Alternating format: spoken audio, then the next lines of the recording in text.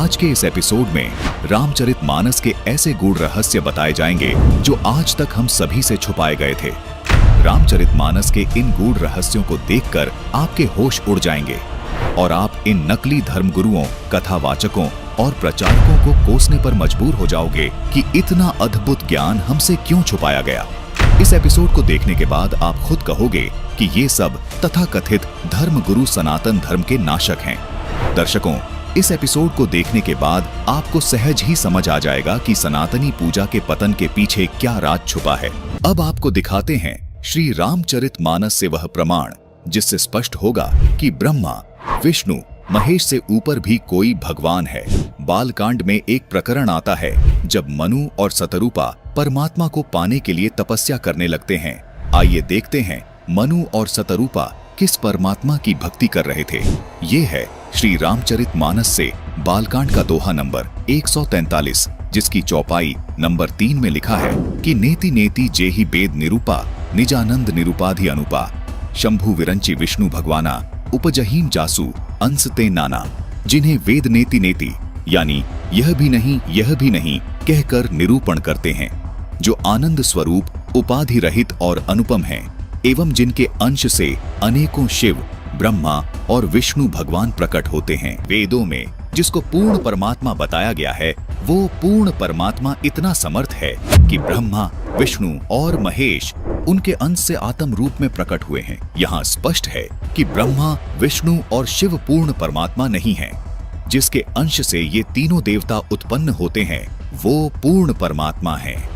रामचरितमानस में कहा है कि ईश्वर अंश जीव अविनाशी, चेतन अमल सहज सुखरासी, यानी ईश्वर से ही उत्पन्न होने के कारण आत्मा अविनाशी है, यानी आत्मा कभी नहीं मरती। जिस परमेश्वर से जीव आत्मा उत्पन्न हुआ है, वह परमेश्वर अविनाशी, चेतन, निर्मल और स्वभाव से सुख की राशि है। लेकिन सब जीवों के शरीर नाश हो जाते हैं, जिसका समर्थन गीता अध्याय 15 श्लोक 16 भी करता है। आत्मा को अविनाशी इसीलिए कहा गया है क्योंकि आत्मा रूप में ब्रह्मा, विष्णु, महेश, दुर्गा व क्षर पुरुष यानी गीता ज्ञान दाता तथा सर्व प्राणियों की उत्पत्ति उसी पूर्ण परमात्मा ने की है। इसलिए रामचरितमानस में लिखा है कि अनेकों ब्रह्मा, विष्णु, महेश उस सच्चिदानंद ब्रह्म से आत्मा रूप में उत्पन्न होते हैं। जिस परमात्मा से सभी प्राणी आत्मा रूप में उत्पन्न हुए हैं, उस परमात्मा को गीता अध्याय 15 श्लोक 17 में उत्तम पुरुष कहा गया है। उसी परमात्मा को तीनों लोकों में धारण पोषण करने वाला परमात्मा तथा वास्तव में अविनाशी परमेश्वर कहा गया है। गीता अध्याय 4 श्लोक 5 और 9 में तथा गीता जी अध्याय 2 श्लोक 12 में तथा गीता अध्याय 10 श्लोक 2 में गीता ज्ञान दाता यानी क्षर पुरुष ने अपने आप को नाशवान कहा है तथा स्वीकार किया है कि अर्जुन, मेरे और तेरे बहुत जन्म हो चुके हैं, उनको तू नहीं जानता, मैं जानता हूँ। इससे सिद्ध हो जाता है कि क्षर पुरुष यानी गीता ज्ञान दाता जो ब्रह्मा, विष्णु, महेश के स्थूल शरीर का पिता है, वो भी अविनाशी नहीं है, उसका शरीर भी नष्ट होता है। अब आपको गीता अध्याय 15 श्लोक 16 से भी स्पष्ट करते हैं। इस श्लोक में कहा है कि दो पुरुष हैं, क्षर पुरुष और अक्षर पुरुष, तथा इनके अंतर्गत सब प्राणियों के शरीर तो नाशवान है, यानी ये सब नष्ट होते हैं, परंतु आत्मा सबकी अविनाशी है। इसलिए ही रामचरितमानस में कहा है कि ईश्वर अंश जीव अविनाशी, चेतन अमल सहज सुखरासी, यानी परमात्मा का अंश होने के कारण आत्मा का कभी नाश नहीं होता। गीता अध्याय 15 श्लोक 17 में पूर्ण परमात्मा को उत्तम पुरुष और अविनाशी इसलिए कहा गया है क्योंकि उत्तम पुरुष यानी पूर्ण परमात्मा का शरीर भी अविनाशी है।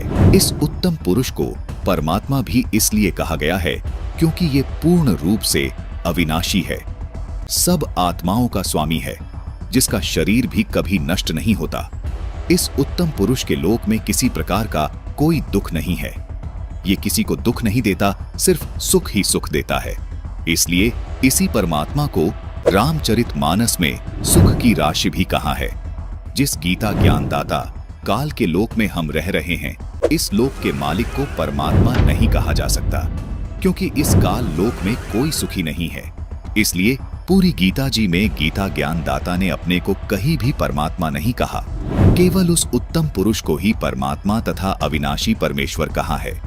दर्शकों, गीता जी में अन्य स्थानों पर जहां भी परमात्मा शब्द से संबोधन किया गया है, वो इसी उत्तम पुरुष अर्थात सच्चिदानंद घन ब्रह्म के विषय में बोला गया है। अर्थात पूर्ण परमात्मा का शरीर कभी नष्ट नहीं होता। इसीलिए इस श्लोक में लिखा है कि वो उत्तम पुरुष तो अन्य ही है जो वास्तव में अविनाशी है। उसी को परमात्मा कहा गया है। संत रामपाल जी महाराज सभी को आदि सनातनी भक्ति पर इसलिए दृढ़ कर रहे हैं ताकि हम सब आदि सनातनी भक्ति करके उस उत्तम पुरुष के अविनाशी लोक में चले जाएं, जहां जाने वाली सभी जीवात्माओं को भी अविनाशी शरीर प्राप्त होता है। अविनाशी शरीर होने के कारण उस शाश्वत लोक में पुनर्जन्म व मृत्यु नहीं होती, जहां जाने के बाद साधक लौटकर इस काल लोक में कभी वापस नहीं आते। इसी को पूर्ण मोक्ष कहा जाता है। गीता अध्याय 18 श्लोक 62 में गीता ज्ञानदाता इसी अविनाशी लोक की बात कर रहा है। यही वो शाश्वत यानी सदा रहने वाला स्थान सतलोक है। संपूर्ण जानकारी के लिए देखिए सनातनी पूजा के पतन की कहानी संत रामपाल जी महाराज की जुबानी भाग 3 स्पिरिचुअल लीडर संत रामपाल जी महाराज फेसबुक पेज पर। इस पूरी वीडियो का लिंक हमने नीचे डिस्क्रिप्शन बॉक्स में दे दिया है। इस विषय पर और अधिक जानकारी के लिए आज ही डाउनलोड करें संत रामपाल जी महाराज ऐप।